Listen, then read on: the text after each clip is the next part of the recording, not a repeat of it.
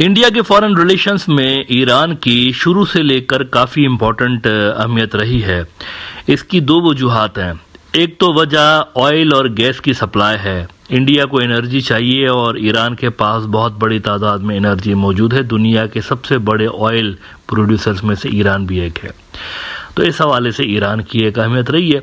और दूसरा जियोपॉलिटिकल इसकी अहमियत है, चाहे वो सेंट्रल एशिया के रास्ते हों, चाहे मिडिल ईस्ट के हवाले से जो डिज़ाइंस हैं इंडिया की, उस सब में ईरान का एक रोल बनता है। तो पहले दिन से लेकर इंडियन पॉलिसी मेकर से ख़ास अहमियत ईरान को देते रहे हैं। लेकिन मिडिल ईस्ट बहुत कॉम्प्लेक्स रीजन है। यहाँ पर इस तरह की बिसात बिछी हुई होती है कि यहाँ पर फूंक फूंक के कदम रखना पड़ता है। तो इसीलिए इंडिया की जो फॉरेन पॉलिसी रही है मिडिल ईस्ट के हवाले से, वो आपको बड़ी मोहतात नज़र आती है शुरू से लेकर। वो अरबों की सेंसिटिविटीज़ को भी नज़र में रखते रहे हैं इजराइल के हवाले से, और ईरानियों की भी सेंसिटिविटीज़ को नज़र में रखते रहे हैं इजराइल के हवाले से। बहुत ज़्यादा आपको शुरुआती दिनों से लेकर कोई खुल के इजराइल को ये एक्सेप्ट करते हुए नज़र नहीं आते। मतलब एक वर्किंग रिलेशंस इनके रहे हैं। डीप स्टेट लेवल पर ज़रूर खामोशी के साथ ये काम करते रहे इजराइल के साथ, उनकी मिलिट्री खास तौर पर डीप स्टेट लेवल पर। लेकिन पॉलिटिकल लेवल पर बज़ाहिर जो आपको पर्दे के ऊपर नजर आता है, उसमें ये ज्यादा टिल्ट रखते रहे हैं हमेशा ईरानियों की तरफ और अरबों की तरफ। और इसी हवाले से आप देखते हैं कि फलस्तीन के मसले में शुरू से लेकर इंडिया अरबों के साथ रहा है और ईरानियों के साथ रहा है। लेकिन मोदी के आने के बाद ये ट्रेंड तब्दील हुआ है। मोदी के आने के बाद पॉलिटिकल सतह पर भी आपको इंडिया और इजराइल के दरमियान कुर्बतें बढ़ती हुई नजर यूं आ रही हैं कि हिंदुत्व की आइडियोलॉजी मोदी की है, मुल्क के अंदर इसको हिंदुत्व पे वोट मिलता है, और हिंदुत्व और ज़ायनिस्ट आइडियोलॉजीज जो हैं उनके अंदर इस्लामोफोबिया कॉमन फैक्टर है। तो इस वजह से पॉलिटिकली इजराइल के साथ ताल्लुकात बढ़ाना मोदी को सपोर्ट कर रहा होता है। इस सब के चक्कर में लेकिन हुआ यह है कि वो जो पुरानी एक पॉलिसी बनी हुई थी मिडिल ईस्ट के हवाले से इंडिया की, वो डिस्टर्ब्ड हुई है ख़ास तौर पर ईरान के हवाले से। और उसमें बहुत बड़ा बिगाड़ तब आया जब ये जो हमास और इजराइल के दरमियान लड़ाई छिड़ी, इसके अंदर बहुत बड़ा बिगाड़ आया। शुरुआती दिन पे ही, पहले दिन पे ही मोदी ने मुंह फाड़ दिया, और हमास जिसको ईरानी फ्रीडम फाइटर्स कंसीडर करते हैं और उनके एक्सिस ऑफ रेजिस्टेंस का एक बड़ा इंपॉर्टेंट हिस्सा है हमास, उसको मोदी ने पहले ही दिन दहशतगर्द डिक्लेयर कर दिया। ये बहुत बड़ी तब्दीली थी। एनडीटीवी वर्ल्ड ने मिसाल के तौर पर आप देखिए कि उस वक्त रिपोर्ट किया कि we stand with Israel says PM Modi, world leaders react to Hamas attack, I am shocked by this morning's attack by Hamas terrorist against Israeli citizens, Britain से prime minister Rishi Sunak said. Modi ने भी और उसका जो फॉरेन मिनिस्टर है, उन्होंने भी इसको दहशतगर्दाना हमला करार दिया। नाउ अगेन मैं आपको रिमाइंड कराता हूं कि ईरान के हिसाब से और मुस्लिम दुनिया के बहुत बड़े हिस्सा ऐसा है जिसके हिसाब से हमास टेररिस्ट नहीं फ्रीडम फाइटर्स हैं। तो एक तब्दीली हमें नजर आई इंडिया के स्टांस के अंदर। रवायती जो इंडिया का स्टांस है उस तरह का नहीं है। अब इसके चलते हुआ ये कि दोनों मुल्कों के दरमियान जो टाइज हैं उसमें थोड़ा सा स्ट्रेटेजिक लेवल पर बिगाड़ जरूर आया हुआ है, जो कि आगे चलकर आपको महसूस भी होगा। अब इंडिया बड़ी कोशिशें कर रहा है दोबारा से टाइज को मेंटेन करने के हवाले से, और पिछले दिनों ही 2-4 हफ्ते पहले जयशंकर साहब ईरान गए हुए थे और वहां जाकर इन्होंने चाबहार डिस्कस किया। याद रखिए कि चाबहार इंडिया के लिए इंपॉर्टेंट है। वहां पर इंडिया पोर्ट एक डेवलप कर रहा है सेंट्रल एशिया के हवाले से मोस्टली।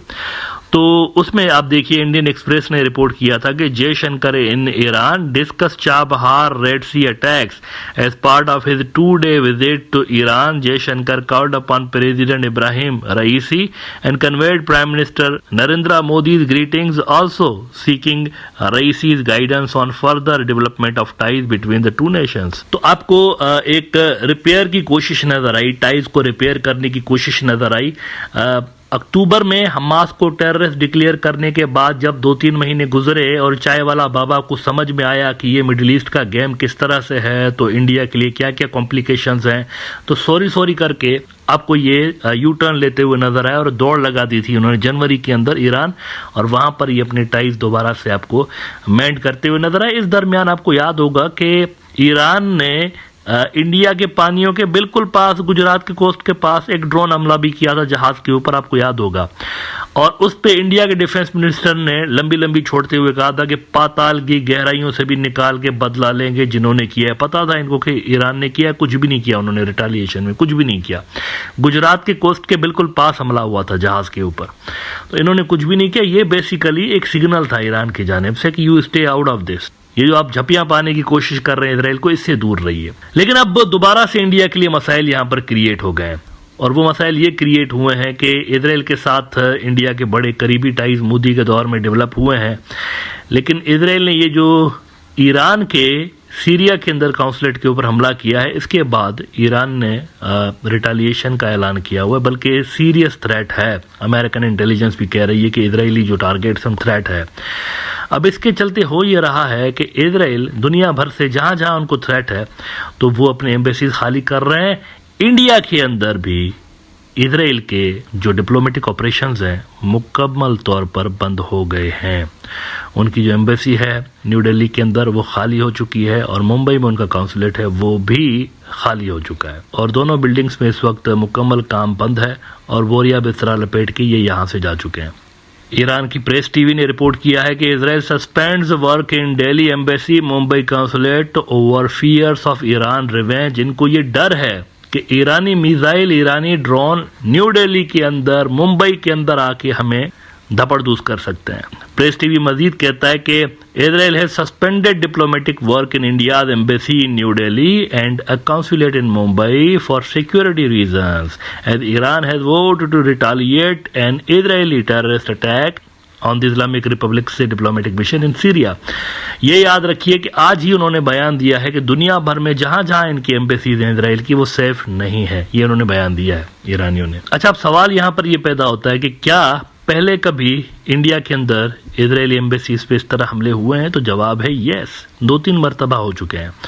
2021 میں 2021 میں اسرائیل کی جو ایمبیسی ہے انڈیا میں، اس کے پاس ایک بم بلاسٹ ہوا تھا۔ اگر آپ اس وقت کا انڈیا ٹوڈے دیکھیں تو انہوں نے رپورٹ کیا کہ اسرائیل embassy blast 2 suspects caught on CCTV counter terror teams at spot، اور اس میں انہوں نے کہا کہ a loud blast occurred near the Israel embassy in New Delhi on Tuesday. At the blast site, the police found a letter criticizing Israel's actions in Gaza. تو ایک دھماکہ اسرائیل کے ایمبیسی کے پاس ہو چکا ہے پہلے بھی، اور 2012 میں ایک بڑی کاروائی ہوئی تھی۔ 2012 میں اسرائیل کی جو ایمبیسی ہے اس کی کار میں کہا جاتا ہے کہ ایک بام پلانٹ کیا گیا تھا، جس میں ایک ڈپلومیٹ کی جو وائف ہے وہ انجرڈ ہوئی تھی، زخمی ہوئی تھی۔